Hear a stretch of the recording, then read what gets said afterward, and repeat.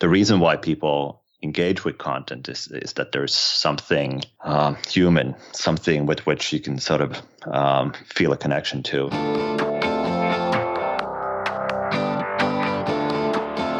Hey, my name is Felix Tia, and I'm the host of Shopify Masters, a weekly podcast powered by Shopify, the easiest way to sell online, in person, and anywhere in between. Each week, we invite entrepreneurs like you to share what they've learned growing successful e-commerce businesses. In this episode, you'll learn what is a licensing deal and how it works, how they use Facebook lead ads that return 8 times return on ad spend, and the often missing element that makes your customers engage with your content. Before our show, I wanted to chat about the Storefront Signage Maker. It's an easy way for any brick and mortar shop owners to let your customers know that you are open, available for curbside pickup, delivery, online information, and more. Customize any message you like, automatically create a QR code for your store, then print it off from home. It's easy and simple to use, no design experience required. Create a sign yourself at shopify.com/signage. Today I'm joined by Jonas Forth from Moomin. Moomin is the #1 official Moomin shop online, providing Moomin fans around the globe with the best of the Moomins. It was started in 2015 and based out of Helsinki, Finland, and earned $1.5 million in sales in 2019. Welcome, Jonas. Thank you. Very happy to be here. Yeah, so tell us a bit more about your involvement. How did you get involved in this, with this brand? Well, back in 2014, I was asked to join a company which started setting up stores for different kinds of brands. And one of them happened to be Moomin. And it took off, and this was sort of done as a license deal with the Moomin brand back then. And when the brand saw it took off, they sort of purchased that part of the company that I had been part of setting up, and then I became part of the Moomin family, and I've been with them ever since. Okay, got it. So you started off as a basically independent company that was had a licensing deal with Moomin. You guys were doing a great job with the e-commerce the e-commerce store, and then Moomin came in and decided to buy that piece of the company. Exactly. Got it. Okay, cool. So what's your background? How did you get involved in a company that was basically set up to build stores for different brands? Well, my background is in media. Originally, I'm a journalist, but I've always been working in between sort of tech and content. And this was sort of a perfect mix because we're very much content driven. And the original setup for us, for not only Moomin but the other brand stores that we ran, was that we put content first, and our initial idea was to run the store with very little marketing, so like paid marketing, but instead do content marketing, do content which engages the fan base and sort of makes them share it, engage with it, and eventually perhaps make a purchase. And it was sort of a great. So we still have the same strategy that we had back in 2014 about putting content front and center. Got it. Okay, so when you first started working with Moomin, you mentioned as a licensing deal. Can you talk more about that for anyone out there that is interested in starting a business like that, where you come in and there is a brand or almost like a movement, I guess, within that does not have an online presence, and you want to come in and be basically the online presence and online e-commerce store for them? Like, what is involved in setting all of that kind of stuff up? Well, naturally, you need a license deal, which in many cases means you pay upwards of 10-15% of your turnover to the brand for using it. In our case, I mean, we noticed that Moomin, which it's a fairly large brand, it's one of the top 50, 60 brands in the world, I think. And we noticed that their website was built with Flash back in 2014. It was already an outdated technology. It had no analytics. The name of the CEO was spelled incorrectly on the site. And we just saw that this could actually become something big. And we pursued it, contacted the family, and that had the rights to the brand, and they said, give it a go, and we've done so ever since. Yeah, I'm sure different brands are different in these cases. But what have you found as something that brands care about when you are approaching them, and you are coming with this expertise, whether it be online marketing or a tech background or ability to create content online for their brand? How do you approach them in a way that makes them want to work with you? When I'm sure that there have been others that have approached them in the past. Well, there had been, yes. Yeah, and I think that they found that we had the reason I think they went with our company was that we put content front and center, and said that this will become sort of a central part of their branding strategy. Initially, back in 2014, I don't think that they really understood the importance of a digital presence, and as during that year, maybe we'll get into it, sort of what happened, but during that year in 2014, they quickly realized how important it was for them to control that channel themselves, because for us it was all about sales then, and although we did a lot of efforts to further the brand and do content which sort of furthers the brand, it was still very much about the sales, and the Moomin Characters, which is the company that owns the rights to the Moomin brand. They found that perhaps it would be better to have a better balance between sort of informative content and commercial, sort of have a play between them, and that was a big part of them then deciding to purchase the store from us. Yeah, I think that's a really good point about how if someone comes in the commercial or e-commerce business side that is licensing from the brand, might not necessarily have conflicting interests, but might have different number one priorities. Like you mentioned, as an e-commerce business, as a commercial business, your focus is on sales, which makes sense. That's like the goal for pretty much every business out there. But for the brand, they might care or might have two number one priorities where sales are important, right? There's the lifeblood of the company, but then they also want to further the brand, like you said. So when those kind of scenarios, how does it usually play out? Like, obviously they purchased you guys in this case, or purchased that part of the business. But usually, how does it play out if that doesn't happen? Well, I think there's it differs from brand to brand. Some might have a bigger emphasis on sales, some on doing things which fits the brand better.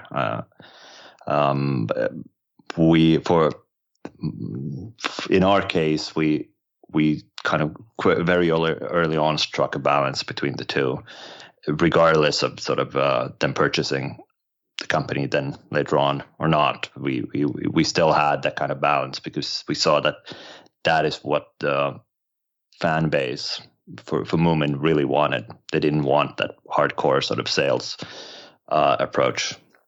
So it was also in your best interest to focus on building up the brand, because that was an expectation from their fan base.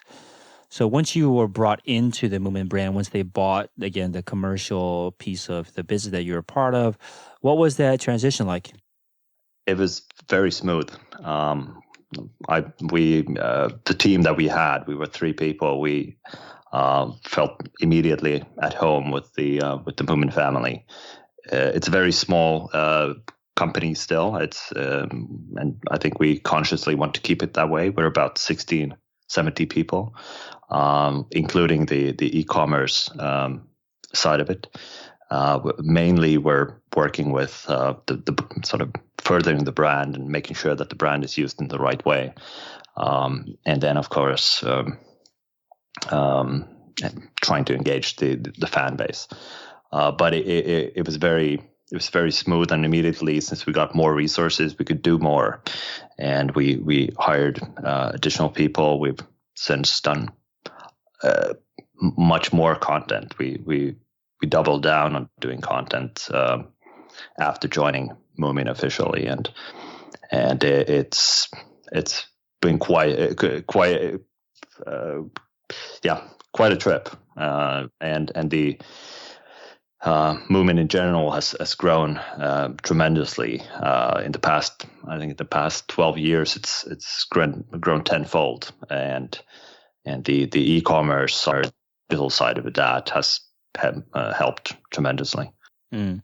So you said that the company has 60 or 70 people. Is that what you said? No, sorry, 16. 16. 17. Wow. That's even crazier. So it's a global brand. You mentioned that it is, one of the top brands, recognizable brands in the world, ran by less than 20 people. So what kind of advantages do you find that has for a company that small to have such a big following, a big brand? Well, I would say that one of the strongest side that we have, we're extremely agile. We can. I'm not joking. We can come up with an idea on Monday, and by Friday, it's like implemented throughout the organization, throughout sort of the bigger organization with all licensees, and it's very fast moving.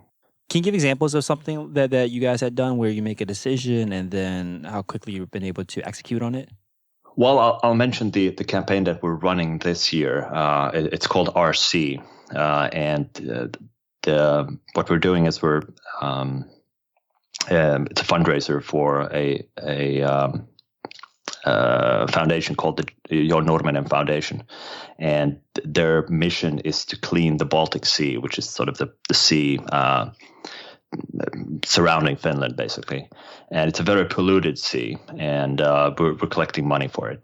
And it came about as a brainchild of the CEO of Moomin Characters, just on a sort of at a dinner he had with a member of the foundation.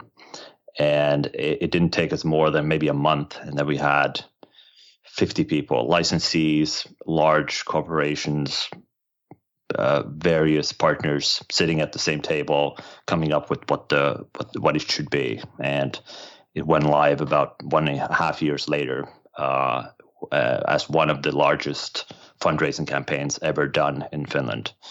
And we're well on our way to collecting the money for the cause.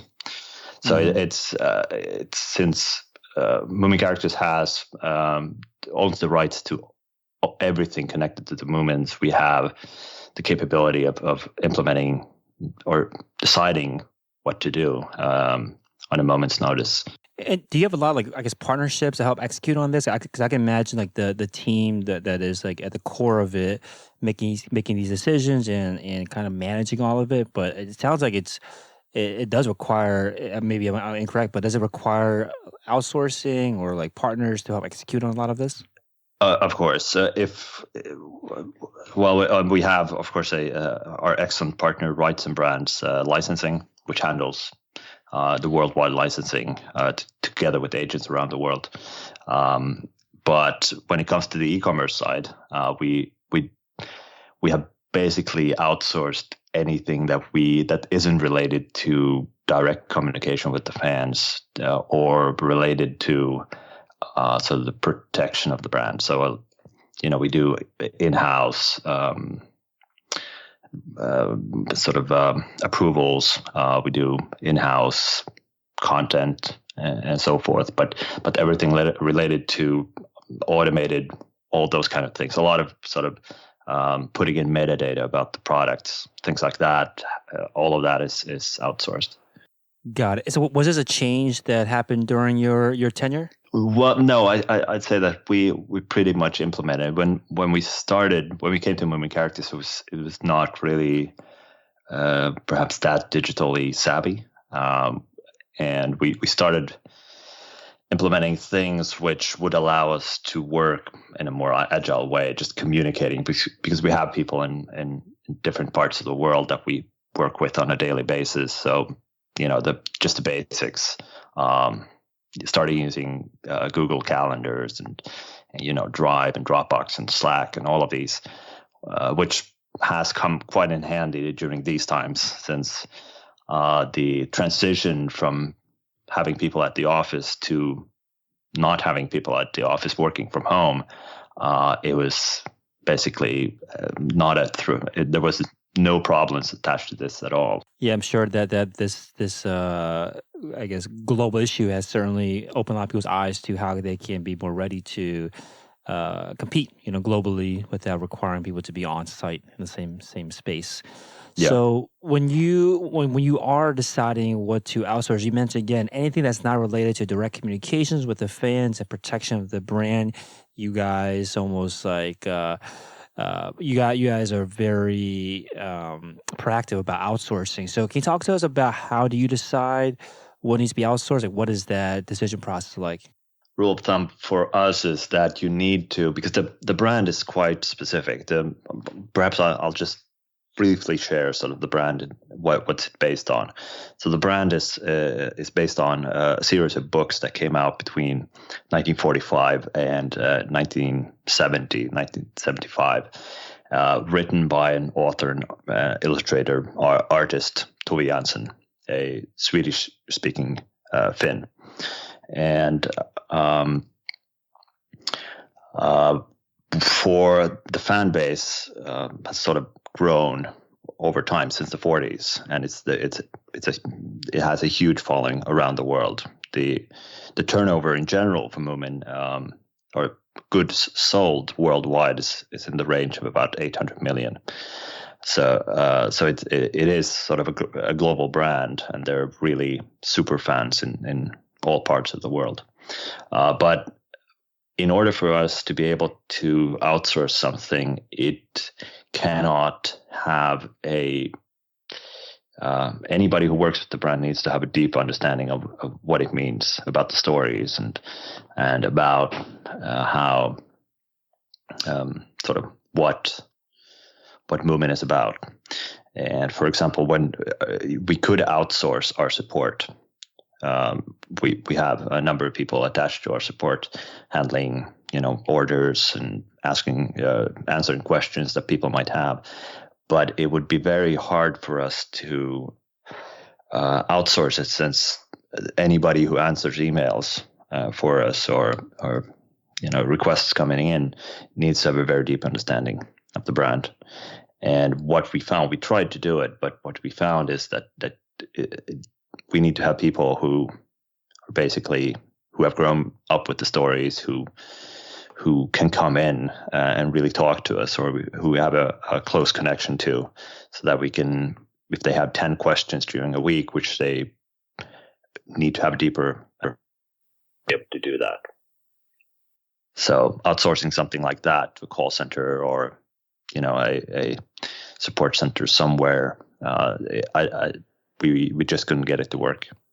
Got it. Okay, so once you do decide that something is or should be outsourced, how do you roll it out? How do you begin the process of outsourcing? Well, I would say that anything that we roll out needs to have a global approach or sort of a global scope. So we virtually never do anything locally. If we roll something out, it's something that has to be able to be rolled out in other countries. It needs to scale. It needs to have there needs to be an economic sense in it. So would we rather outsource it? Does it make sense from an economic standpoint? Yeah, mostly it's about the brand, actually, and about the understanding of it. Got it. So when you do outsource, are you still also looking for people that completely understand the brand, or does it depend on the function of the role that you're outsourcing for? Well, I mean, something like fulfilling orders, that it doesn't require specifically that you know the brand. Although the ones that we work with now, they did know the brand, and they were thrilled to have us on board as we're their employees. But I would say that when it comes to like technical support systems or anything else where we sort of acquire tools with which we can then do it more effectively, in that sense, then we just look at whatever is the best one on the market and has has a global presence. Got it. Okay, so anything that almost involves like personal communications with the fans, you want to keep in house, which makes sense.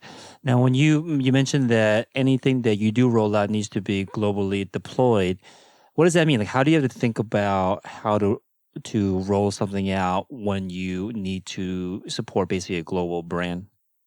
Yeah, good question. Because when we started out, I had I dabbled in e-commerce. I'd consult companies on it. I'd never run an e-commerce company myself. And when we started, we thought, well, we'll go global from day one. Like, how hard can it be? And it turned out that it's very hard from from all aspects. So it's, if you look at it from like taxation aspect, or just fulfillment aspect, or from a border checking, like toll customs point of view, there's like, immediately when you go out of your own country, or just outside of your near areas, there's so many other things that come into play. And we didn't take that into account back in 2014. We actually didn't start with Shopify. Shopify was quite it wasn't that well known back in 2014. It was sort of just starting out, especially in Europe, where we're located. And we actually went with a very because we had a lot of requirements in terms of currencies, and it needed to be multi-language and all kinds of things. And we chose a technology initially which didn't scale at all. It was very high maintenance. It required a lot of development work, and it just slowed us down immensely. And we tried to scale it from, for example, in Japan. Because Moomin is basically had the biggest following in the Nordic countries, in Europe, and then in Japan. And we opened up another store in Japan, and it just didn't work. We were just using all our resources and just updating the site, whereas our focus should have been in running the store and in furthering the brand, making sales. And we just decided then in 2014, and also when Moomin bought it, that we will transition to a solution which has much less maintenance, which would allow us to sort of focus on the business side of it. And it was still a gamble back in 2015 to, at least in Europe, to start using something like Shopify, because I think in Finland we were probably one of the first, if not the first one, to start using it.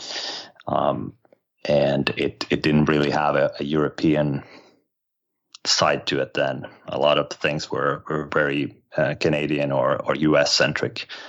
And but it paid off. It was completely the right solution for us, because it allowed us to free up resources and just focus on building the brand and building the store. And yeah. Got it. So when you think about global deployment, you need to find something, you need to find solutions that will scale and almost focus on how can we optimize this from the beginning. So I think a lot of people that are starting businesses that are listening are not at the global scale, they're certainly not at the Moomin characters scale.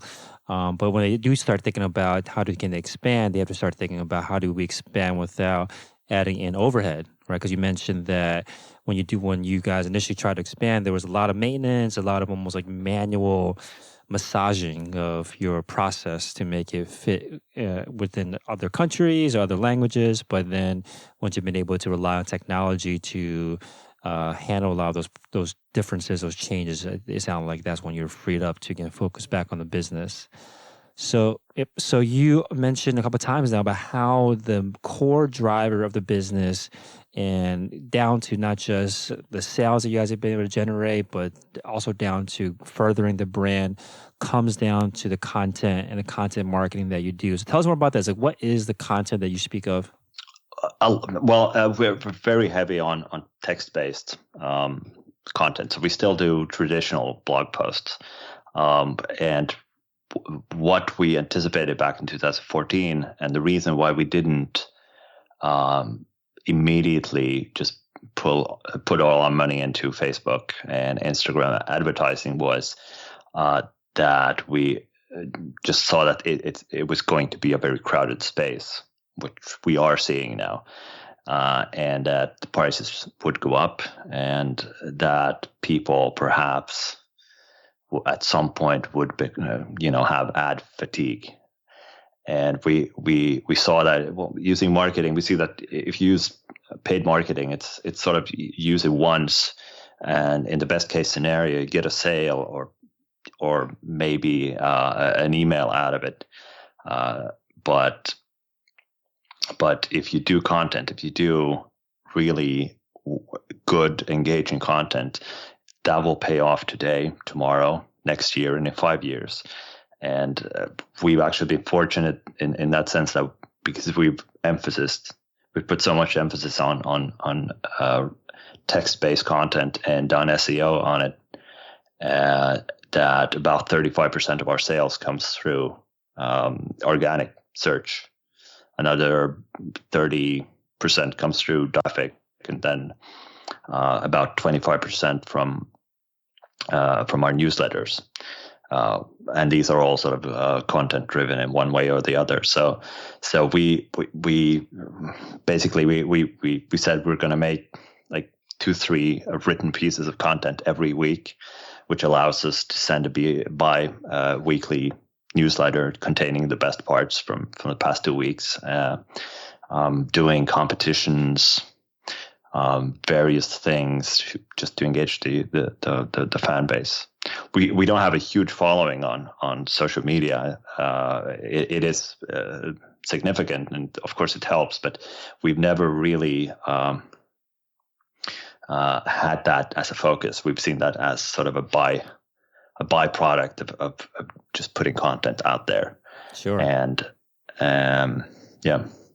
Yeah, I mean, definitely not the norm these days to focus more on text-based and on SEO. It's not as shiny, right, as social media. So I think that you're onto something about not following the crowd, which again causes the saturation that you're talking about and drives the cost of acquiring new customers up. So you mentioned that the key to your text-based content strategy is to have engaging content.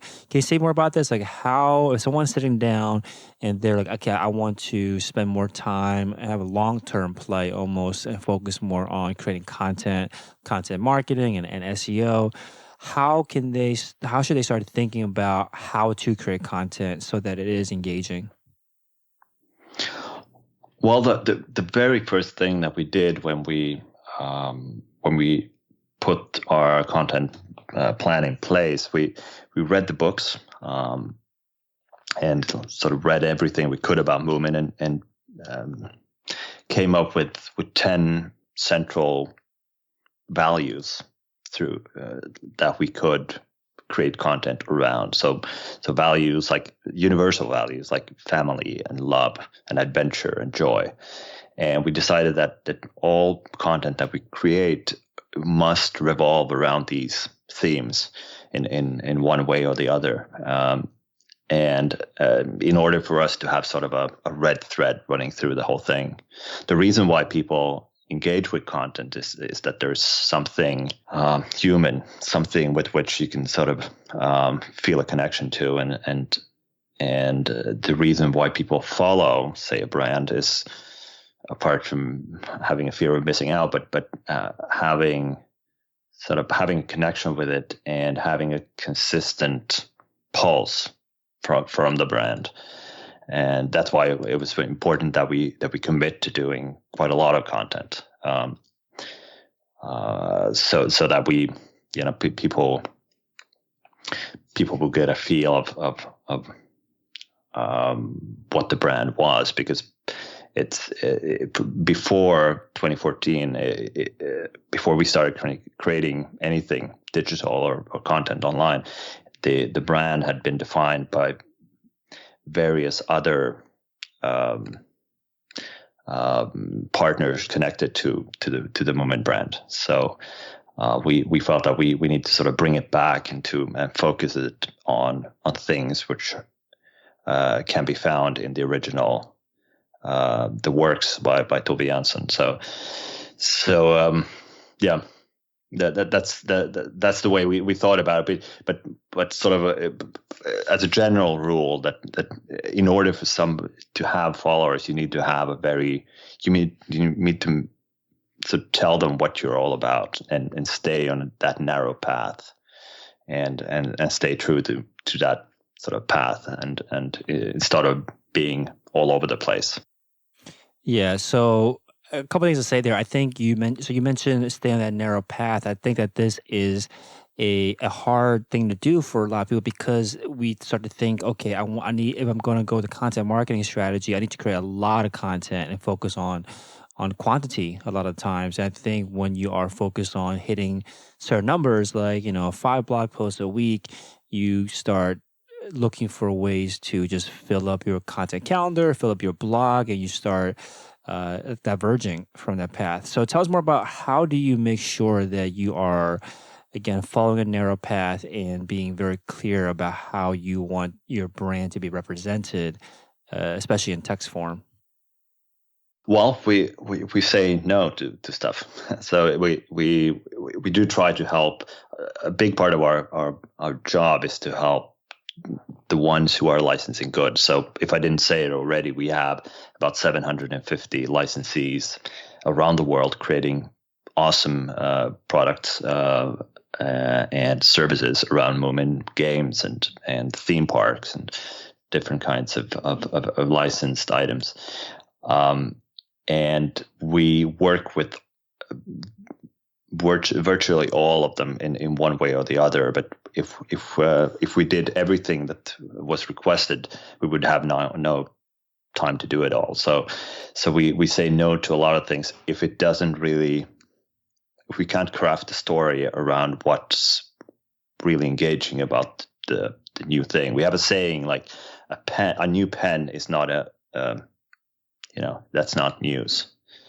But what is the idea behind the pen? Why would you use this pen over another one? If one is branded with Moomin and one is just a regular pen, so you need to sort of find the deeper story behind the thing that you're writing about. Mm-hmm. If you see what I mean, right? Yeah. So I think you're basically talking about selling the story rather than selling like the product on just the face value of the product. I think that's a really, exactly. Yeah. So one example is that we, if there might be listeners who have Moomin mugs, it's sort of a phenomenon.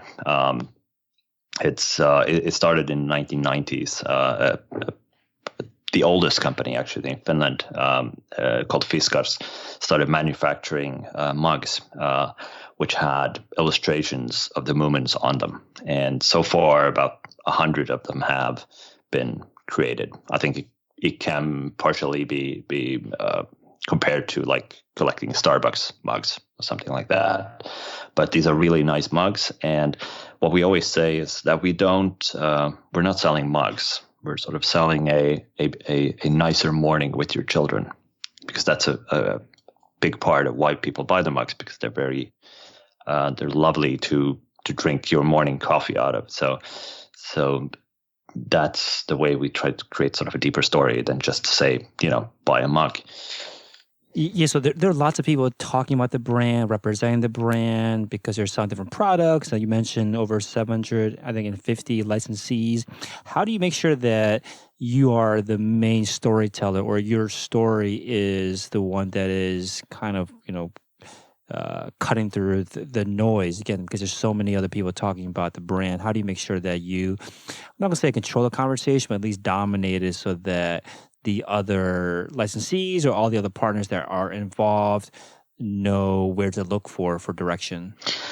Well, that was a big part of creating the site, to sort of give us a spine, or give us sort of one place to from where to act and from where to communicate. I think we're not controlling the story. I think the fans are actually much more controlling the story, because they're the one engaging with it and telling it, retelling it in the way that they want. So there's a huge amount of user-generated content being created every day, much more than what our licensees do. But I think it took about 2-3 years for us to convince the licensees to work with us on crafting the messaging. It used to be, like I said, it used to be all over the place, and we wanted to make a narrower path, sort of bring the focus closer to the original stories and the values that we set out to craft content around. But it's something that we discuss every day. I mean, we get story ideas. We have licensees coming in saying, we want you to push these T-shirts, and if for example, and if we can't really craft a compelling story around that, we don't see that we perhaps pursue that as deeply, at least. Maybe we do it in some other way, but it's their choices from day to day. But a lot of the licensees really work with us on it, and we work with finding the right audience for them. We do a lot of segmenting, and trying to find the right audience for them, and working together with them on doing that. Mm-hmm. So once you are able to figure out the theme, the story you want to tell, the feeling that you want to convey, when it comes down to the actual putting a pen to paper, who is the one? How do you make sure that the content is being written? You mentioned that you have this kind of stuff in-house. What's the team like that creates the content?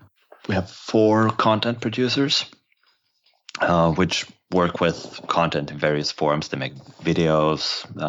They go out, interview people. They, rewrite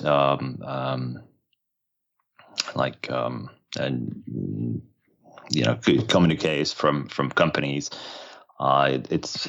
It varies a lot, but they're actually old friends of mine. Really well together. All really amazing people. They've been creating content for close to 15-20 years, and really know their stuff. And of course they're all Moomin fans themselves as well. And then we have one person handling the marketing side of Moomin, sort of making sure that the right messages go out in the right channels in the right way. And so we did it. We 3-4 years back, we really put an emphasis on hiring more people on the content side, and we'll probably hire more. When we started out, we would just basically I have a background in journalism, and then one other person who was doing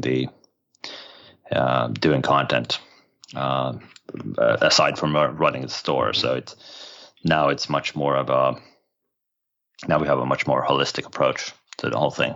Hey, real quick, if you're enjoying the show, please leave us a review on iTunes and let us know what you think or what you'd like to hear more of. Now, let's get back to the interview. Mm-hmm, got it. Now, when you are working with writers, can you talk to us about how I guess best to work with writers, and what kind of input do they need to do their job? Yeah, good question. Well, I think a good writer can craft a story out of anything. We all know the foundation that we sort of that we need to craft it based on. So the original stories, and we can't divert too much from that. Yeah, I don't know what's it basically. If you talk to people, if you interview them, or get a bit of background, you can craft a story based virtually based on that.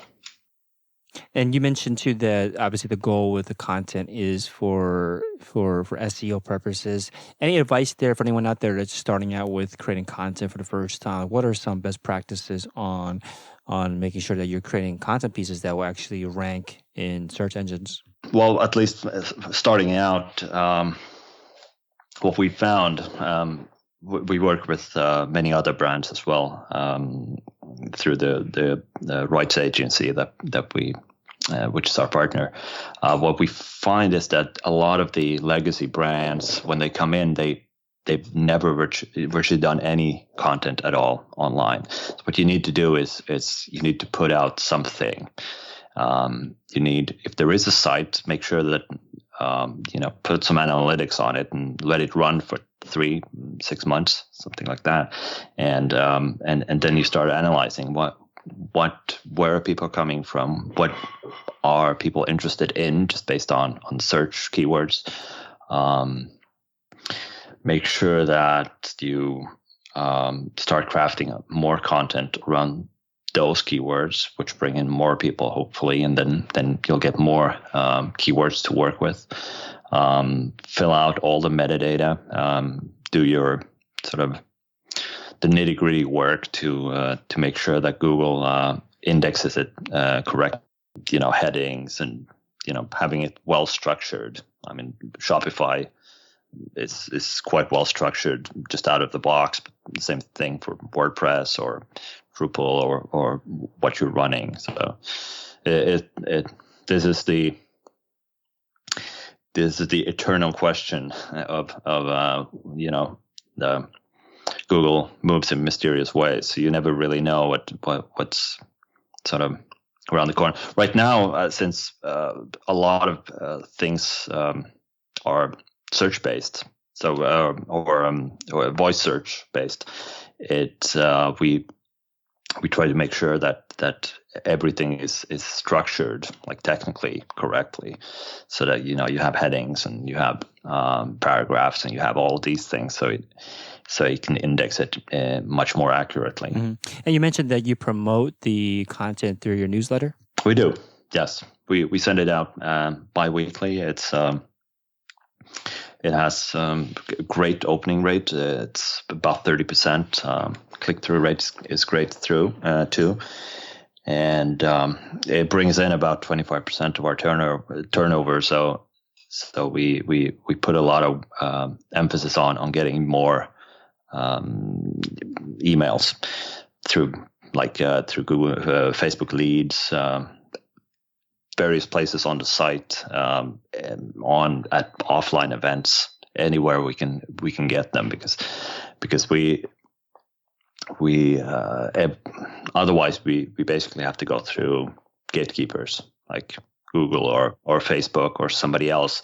Newsletters allows us to have that direct contact with people, and it's in a way it's owned media, and we're very big on owned media, and we hope together with the other brands as well that we're working with build more and more of our own media, so we can start cross promoting from other brands, or from Moomin to other brands, and from other brands to Moomin, and so forth.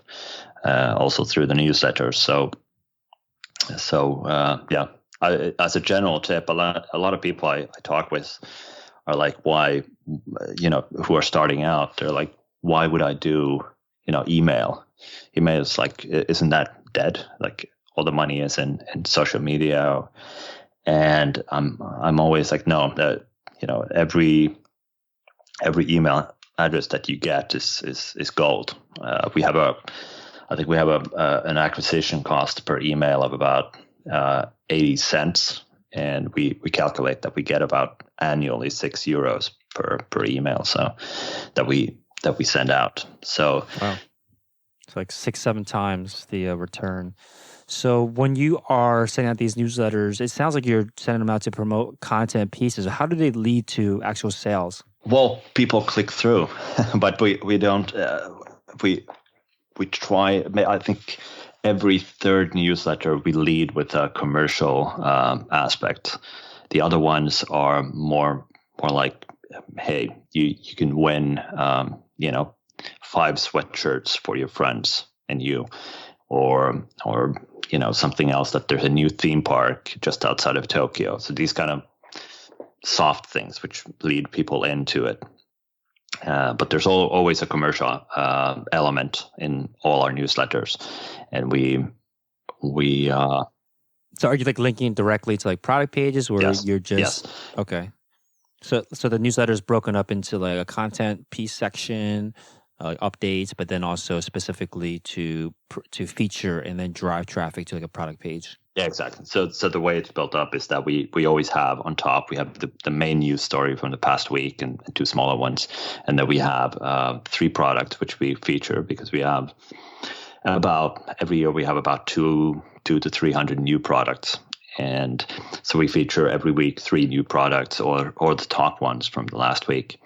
And then we also have some cross promotion to other stores that we run. And then we have a recap of smaller stories that say we saw something really cool on Twitter, or something fun on Instagram, or the New Yorker just wrote a piece on Tove Jansson. So we sort of link those smaller stories as a compilation of different small news articles in one place. But we have a certain structure for the emails, so people know what to expect and to click on. Got it. Now, you mentioned briefly that you also have used Facebook leads to collect emails for your newsletter. How well does that work? I would say it's worked really well. I think for us on a weekly basis, I think we get maybe 500 something around that. It's highly cost effective, as I mentioned. The sort of return on investment is like 7 times, and since we have an integration, so Facebook has the background integrations with various email services. The leads basically go into our servers automatically. And it also checks. The good thing is with Facebook leads that it's able to check who is already subscribed. So it doesn't show the leads to people who are already subscribed to the newsletter list. Now, what do the ads for this look like? I think I've seen Facebook leads before as an option to drive traffic, to drive users to sign up for your email list. But what do your ads look like that's been able to be so effective? Like, what incentivizes people to want to give their email address to join your newsletter? To be honest, I think we've actually run the same one since Facebook enabled it. There are characters in the Moomin stories. One is Moomin Troll, which is the head character, and his kind of girlfriend, Snork Maiden. And the image that we use, and we've used it from the start, is them hugging. And I don't quite remember what it says, but I think it says like join us, or join the Moomin family, or something like that. And be the first one to find out about Moomin news, events, and I think the best offers, something like that. But it's a very we don't have A/B. We just have the one message, and I think for anybody who's a Moomin fan, that's about it. What they want. Right. I think there's something to be said then about the power of building up the brand makes it a lot easier to get these conversions for cheap. I think that your investment again in that is certainly paying off, and your organic strategy definitely will pay off in your paid strategy, causing it to be cheaper. So I think you're certainly seeing that play out here. So you mentioned a couple of tools that you guys use: the Google Drive and the Google suite of products. You mentioned Slack. Are there any other apps that you use that you recommend other people check out, either on Shopify or off of Shopify? I'd mention one, several, but Printful is one that we use for. We're not actually using it for Moomin directly on the Moomin store, but we run another store called Scandibrand.com, which has other brands as well. It's also built on Shopify, and it's connected to Printful. And I mean, you seldom see something work that seamlessly and really just deliver. Basically, the store runs itself. so Printful is a print-on-demand service which has manufacturing capabilities in, I think, Mexico and the U.S. and Latvia here in Europe, and it just worked perfectly. It fulfills, orders come in, they get fulfilled. The customer gets all the information they need, and it just runs perfectly. I was actually amazed when we set it up that how well it plays, because we basically don't touch it. We just send traffic to it and do content for it, and then the orders just come in. And since there's no real inventory risk with it, everything is done print on demand. It's just a really good kind of side project for us. Well, so Printful is really, I've spoken with a number of people there, and they're really, I think they run a really nice service. One which I have a couple of ones which I could sort of bring up because they helped us tremendously. We when we first started out with Shopify, we had a plethora of apps. You can go a little bit crazy with the apps just because there's so much of them. But the problem is that what you end up doing is you create silos. So silos for reviews, or let's say silos for abandoned cart emails, or silos for any data that you collect. And we thought long. We used at one point MailChimp, which is a very good service. It was just that we wanted to bring everything together, and we were looking at different alternatives, and we ran across a company called, I think it was called Receiptful initially. Another company which we use. I think we were one of the first companies starting using it, is a company called, it's now called Campaign Monitor Commerce. It was then called Receiptful or Conversio. And what it does is that it brings together data from various sources, from search, or from browsing history, or from reviews, or from just purchase history. And it crafts messages which are unique to every customer that or all visitors that come to the site, and in one way or the other leave their email. And we were struggling earlier with having a lot of different silos, and also running our newsletters sort of separate from the other functions like reviews and stuff. And Campaign Monitor Commerce just pulled that all together, and we had really good results with it. So basically, since it just runs in the background and crafts the individual emails for everybody, we just set it up and make sure that the messages are very in line with the brand, and then it just works its magic in the background. I mean, there are a lot of alternatives, Klaviyo, for example, but I think it's just a little bit more cost effective for us. So we've been super happy with that, and coupled that with emails, we were somewhat struggling because there's so many emails that you can send out with Shopify. We struggled sort of maintaining them and making them pretty, because if you don't know Shopify coding, actually coding the emails can be a little bit daunting. But there's an app called Orderly Emails, which it's a huge time saver for us. It's like a plug and play email designer tool, and great value for money. I think it's like $49 one-time fee, and then you just install it. You do all your emails, and that's it. And it's been great for us. Awesome. So shop.moomin.com as a website. What are some of your big goals for 2020? Well, we have great plans. I mean, we not only for the e-commerce. What we're doing on the e-commerce side is we're consolidating, because we have other stores. I mentioned Japan earlier on. We also have official stores in China and in Korea and in the UK.